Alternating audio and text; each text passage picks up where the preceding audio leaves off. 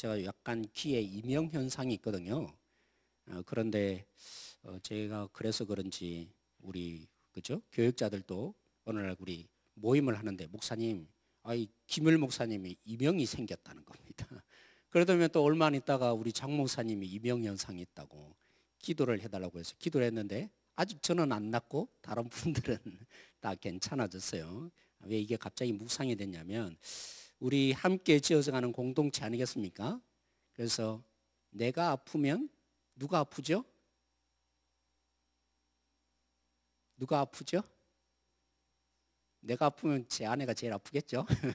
그런 것처럼 우리 가족이 제일 그죠? 마음 신경이 쓸 겁니다. 그래서 오늘 시간에 한번 이렇게 인사했으면 좋겠는데요. 그렇게 한번 물어보십시오. 이 시간이 행복합니까? 아니면 마음이 아픕니까? 한번 물어보세요. 행복합니까? 마음이 아프십니까? 대답을 해 주십니까? 대답을 해 주셨어요. 만약 여러분들이 행복하다 이렇게 대답을 해 주셨다면 다시 이렇게 말씀해 주셔야 되는데 당신이 행복해하는 것을 보고 하나님이 가장 행복해 하십니다. 이렇게 말씀해 주시고요. 마음이 아프다면 이렇게 말씀해 주십시오. 지금 하나님이 가장 당신이 아파하는 것보다 더 아파합니다. 굉장히 기네요. 아무튼 좋습니다.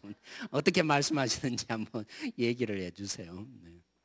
하나님이 당신을 더 아파하십니다. 하나님이 당신을 향해서 더 기뻐해 주십니다. 그렇죠? 우리 자신보다도 사실은 하나님을 보고 나면 은철아 너가 아파하는 것보다도 내가 더 아파하고 있다 이러시는 거야.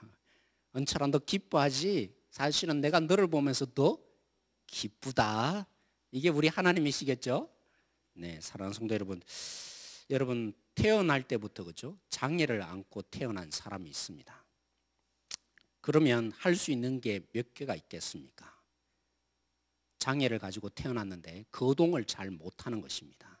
그러면 스스로 할 수 있는 일이 얼마나 있겠습니까? 물론 우리는 믿음이 있으니까 그죠? 약할 때 강함 대신에 이러면서 그죠? 종종 위로를 하면서 우리 스스로 그래 약한 여기에 하나님의 능력으로 임하겠지 우리는 이 걸음으로 볼 수 있지만 사실 사람은 그렇지 않습니다. 점점 약해지고 할 수 있는 일이 없다고 느껴지면 자신 스스로가 위축이 되죠. 그리고 어떻게 느껴져요? 난 참 무가치한 존재다. 나 같은 존재가 살아서 뭐 할까? 그죠? 가면 갈수록 위축되고 참 무능력한 자신을 보면서 참 한심스러워지는 그죠? 무가치한 존재라고 느껴지는 것이 그일 것입니다. 그러나 이러한 장애를 가진 사람에게 고칠 수 있는 사람, 도움을 줄 수 있는 사람 아무도 없는 것입니다. 심지어는 부모, 친척 그죠? 그 사람들이 이 장애를 가진 사람 좀 일으켜주고 뭔가 도움의 손길을 주면 줄 텐데 아무도 그를 돕지 않습니다. 이런 인생을 사는 사람 그가 할 수 있는 일은 때로는 그렇죠. 내가 왜 이래야 될까? 자신의 인생을 놓고 한탄스러워하거나 또는 아니면 자기 부모를 놓고 왜 나를 이렇게 태어나게 하셨어요? 그러면 그럴수록 뭐 하겠어요? 절망감만 더 오는 것입니다. 성경 공부하면 그죠? 때로는 그렇습니다. 자신의 아픔을 드러내지 않으려는 사람이 있어요. 왜요? 목사님 이제 좀 그만하세요 이러세요. 왜요? 이제까지 좀 잊고 지내고 싶은데 또 아팠던 부분을 덜 쳐내려고 하니까 또 뭐해요? 자꾸 더 아프잖아요.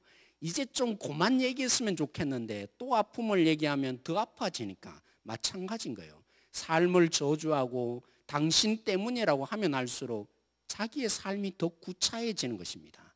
그래서 얻는 방편이 뭐겠습니까? 그나마 삶을 살아가는데 살아가는 게 아니에요. 그죠? 그냥 살아야 하니까 살아내는 것이죠. 삶을 사는 게 아니라 살아줘야 하니까 살아가는 인생. 그 인생, 그래서 그가 할 수 있는 일은 그냥 포기하는 것입니다. 무의미하게 생각하며 살아가는 것입니다. 아무런 생각 없이 하루하루를 지내는 것만이 그가 인생을 목숨을 자기 스스로 끊을 수는 없잖아요. 끊는 것도 힘듭니다. 그래서 그가 할 수 있는 일은 그가 오직 할 수 있는 일은 체념하는 것입니다. 하루하루 그냥 체념하고 아무런 생각 없이 사는 것이죠. 그게 뭘로 나타났어요? 오늘 성경 본문에 안전뱅이가 구걸하는 것으로. 그가 할 수 있는 유일한 일은 아무런 생각 없이 하루하루를 보내는데 그래도 먹고는 살아야 되잖아요. 그래서 하는 일은 구걸하는 일이 전부인 것입니다. 이게 육체적인 장애만의 문제가 아닙니다. 그는 지금 어디에 와 있습니까? 성전에 와 있어요. 성전 가까이, 그것도 아름다운 문이라고 여기는 거죠. 미문에 앉아서 구걸하고 있습니다. 그는 알고 있어요. 언제 예배가 드려지는지, 그죠? 이들이 언제 기도하러 오는지, 누가 특별히 예배에 관심을 기울이고 오는 성도인지, 그는 매일매일 이 자리에 오기 때문에 분명히 볼 수 있습니다. 그리고 어떤 절기가 1년 중에 행하는지 뻔히 다 알고 있습니다. 그렇죠? 그들의 이 삶 가운데 종교적인 삶이 뭔지를 누구보다도 잘 알고 있는 사람입니다. 근데 문제는 어디 있습니까? 그는 단 한 번도 성전 미문에 앉아 있을지는 몰랐지만 성전에 들어와 본 적이 없습니다. 그냥 체념하고 살아온 삶이기에 그에게 종교적인 삶도 마찬가지입니다. 뻔히 예배가 언제 시작되고 기도가 언제 하여지는지, 그리고 찾아오는 성도들이 누구인지 다 뻔히 알고 있음에도 불구하고 그는 단 한 번도 성전 안으로 들어가서 하나님께 기도했을까요? 그는 기도할 줄 모르는 사람입니다. 그는 오직 성전 미문에 앉아서 구걸할 망정 하나님을 만나본 적이 없는 인생입니다. 그는 하나님을 만나지 못했기에 왜 사람들이 와서 그토록 기도하는지, 왜 기도해야 하는지 그는 한 번도 생각을 할 수 없는 사람입니다. 그는 특별히 그죠? 하나님을 자신의 이 사고 속에 하나님은 이런 분일 거야. 나름대로 자신이 그리고 있는 세계 속에 하나님을 세계 속에 가두어 놓다 보니까 그가 이 안전뱅이의 문제를 놓고 하나님 나를 향해서 긍휼을 베풀어 주십시오. 그렇게 기도할 수 없는 존재인 것입니다. 그는 육체적으로만 체념하고 사는 문제가 아니라 영적으로도 그의 삶에 있어서는 체념이 된 것입니다. 아무런 의미 없이 그저 매일매일 성전에 와 있지만 하나님에 대한 관심이 전혀 없는 체념하는 삶이 매일매일 이어지는 영적인 구걸도 그 속에 이어지는 삶을 살아가고 있는 것입니다. 참 이상합니다. 여기에 그죠? 오순절에 성령이 임하였던 그 놀라운 사건, 시대의 변혁, 새로운 시대, 신약의 시대가 가져왔던 그 시작이 어딥니까? 오순절에 성령이 임하고, 그래서 3,000명이 회개하고 5,000명이 회개해야 했던 이 놀라운 부흥의 현장이 이제 막 마무리되는 것처럼 보죠. 그 사건을 기록하자마자 무엇을 누가는 우리에게 보여줍니까? 마치 이 오순절의 성령의 사건이 이어지고 곧바로 오늘 여기에 구걸하러 왔던 사람, 그에게 일어났던 사건을 그죠? 곧바로 이어서 누가는 의도적으로 우리에게 보여줍니다. 왜 이렇게 누가는 이 놀라운 성령의 역사하심, 그리고 그들이 회개하면서 어찌할꼬 마음에 찔려서 세례를 받고 5,000명, 3,000명이 회개하는 그 놀라운 역사의 현장 앞에서 왜 이 얘기를 갑자기 덧붙여서 우리에게 들려주고 있는 것입니까? 베드로가 구걸하는 그에게 그죠? 요한과 베드로가 물론 매일매일 왔지 않습니까? 그가 앉아있던 건 늘 보았을 것입니다. 왜냐하면 그들은 결례를 따라서 오전에 한 번, 오후에 한 번 왔다고 했습니다. 거기 앉아있는 이 안전뱅이를 왜 못 보았겠습니까? 근데 그날만은 특별했다는 것입니다. 그를 향해서 베드로가 무엇이라고 외칩니까? 야, 너가 나에게 뭔가를 요청하고 도움의 손길을 원하는데 나 가진 거 아무것도 없다. 너에게 줄 수 있는 것 아무것도 없다. 그렇지만 내게 있는 것으로 너에게 주노니, 너가 기대하는 건 난 줄 수 없지만 나는 내게 있는 것으로 너에게 주노니, 뭐라고요? 예수님의 이름으로 일어나 걸어라. 베드로가 어떤 사람입니까? 그러기에 오늘 이 사건이야말로 성령의 그죠? 역사심이 일어났던 오순절의 사건 곧바로 이어서 누가는 우리에게 실질적인 예를 들어서 이 사건을 통해서 오순절의 성령의 강림의 역사가 어떤 부흥의 역사인가, 무엇이 우리 시대의 진정한 대안인가 우리에게 다시 한번 실질적으로 보여주는 사건입니다. 사랑하는 성도 여러분, 베드로가 어떤 사람입니까? 심지어는 베드로는 그렇죠, 예수님을 쫓아서 3년 동안 쫓아다녔고 예수님 내가 목숨을 걸겠습니다. 그런 존재였지만 베드로는 마지막 순간에 증명해냅니다. 뭐라고요?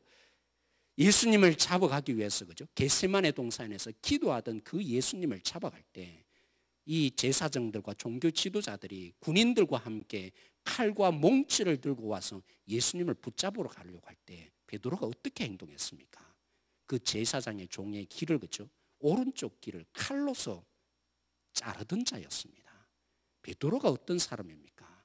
여전히 그는 예수님을 따라가면서 3년 동안 배운 것이 있다면 여전히 자신의 마음속에 자신의 그 힘이라는 칼로 하나님의 나라를 쫓아가고자 했던 사람입니다.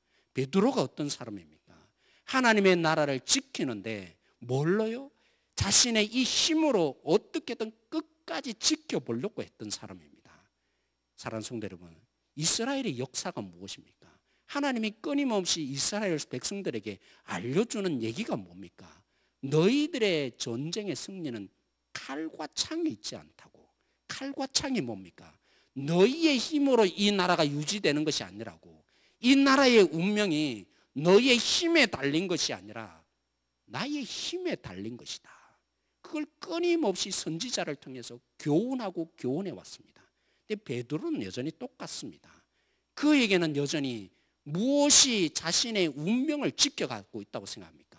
힘입니다.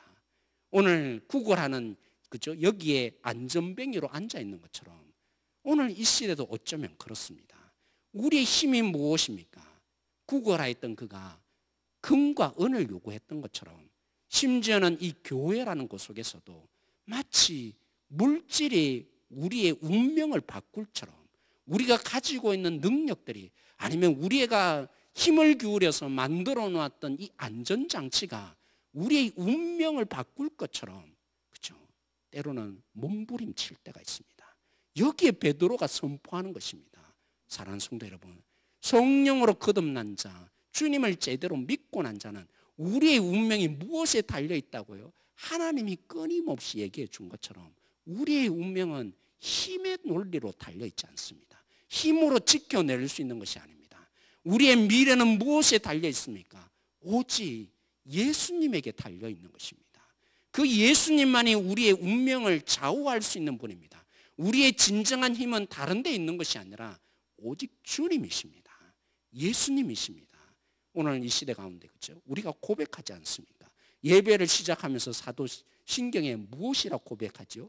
전능하사 천지를 지으신 하나님을 믿는다고. 그리고 우리는 예배당을 나서게 됩니다.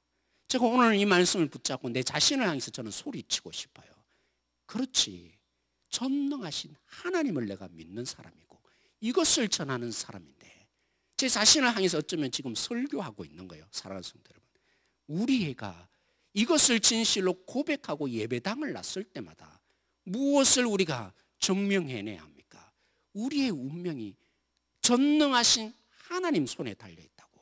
교회는 어떤 곳이어야 합니까? 무엇이 날마다 확인되고 소리쳐야 합니까?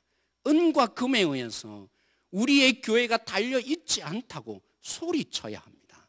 우리의 힘에 의해서 교회가 운영되는 것이 아니라고, 부흥되는 것이 아니라고 소리쳐야 합니다. 오직 예수님만이 우리의 운명을 바꾸시는 분이라고. 다른 그 어떤 것이 안전책이 아니라 오직 예수님만이 우리가 줄 수 있는 전부라고. 미래가 없는 저들에게 정말 절망이 점점 가면 가까워 올 수 있는, 살아보면 살아볼수록 절망만이 찾아오는 이 땅의 사람들에게 예수님만이 진정으로 우리의 운명을 결정하고 미래를 주시는 분이다. 우리는 소리쳐야 합니다. 우리 교회를 통해서 진정한 한국교회의 표준이 되기를 원한다면 우리는 지금 이 확신 속에 소리쳐야 합니다. 우리는 거부해야 합니다. 우리의 힘으로 불가능하다고, 우리의 능력으로 되는 것이 아니라 하나님의 그 전능하신 손길을 믿고 오직 예수님만이 진정으로 우리를 행복하게 할 수 있다고, 우리 미래가 오직 예수님 손에 달려있다고 우리는 오늘 또 소리쳐야 합니다. 그러한 모습을 우리가 살아내게 되어질 때 오늘 또 여전히 안전뱅이처럼, 그렇죠? 아무런 의미 없이 다른 사람이 하니까 쫓아가고 다른 사람의 대세를 향해서 저것이 전부인가 보다, 날마다 안전뱅이처럼 무의미하게 살아가는 저들을 살려야 하는데 어떻게 살려야 합니까? 저들은 우리에게 요청합니다. 돈을 좀 달라고, 힘을 달라고, 능력을 달라고 소리치고 있습니다. 그럼 그들에게 그들의 죽음의 운명을 바꿀 수 있는 유일한 대안이 뭡니까? 예수님을 소리쳐야 합니다. 내가 줄 수 있는 유일한 것은 예수님밖에 없다고. 예수님을 만나셔야 한다고. 그 예수님을 만나셔서 여러분의 운명이 바뀌어지기를 원한다고. 안전뱅이로 살아가던 여러분의 이 힘없는 삶이 다시 일어나서 그래서 뛰기도 하고 걷기도 하는 나와 같은 존재가 되라고 우리가 소리칠 수 있어야 합니다. 사랑하는 성도 여러분, 우리를 향해서 세상이 궁금해야 합니다. 어떻게 저들은 물질이 부족함에도 불구하고 웃을 수 있을까? 저들에게는 가진 것이 없는데도 불구하고 왜 저처럼 행복하게 살 수 있을까? 왜 저들은 어처구니 없는 저런 방식으로 살아갈까? 그 궁금증이 우리 한 사람을 향해서 일어나게 하십시다. 그래서 그들에게 주님이 있기에 가능했다고, 예수님을 내가 만났기에 가능했다고, 그 예수님이 나의 운명이었고 그 예수님이 나의 미래였다고, 그 예수님이 나의 죽어가던 이 안전뱅이의 상황을 일으켜 주었다고 우리는 그때 한마디로 말할 수 있는 성도들이 되어지기를 원합니다. 그런 성도들이 우리 속에 한 분 한 분이 있을 때 우리 교회는 희망이 있는 것입니다. 이 땅에 대안이 되어질 것입니다. 오늘 사도행전에 왜 안전뱅이의 사건을 보여주는 것입니까? 성령의 충만함이 일어났던 본질이 어디에 있습니까? 오직 예수님뿐이라고. 우리의 힘은 다른 것에 있지 않다고. 우리의 대안은 다른 것에 있지 않다고. 예수님밖에 없다고.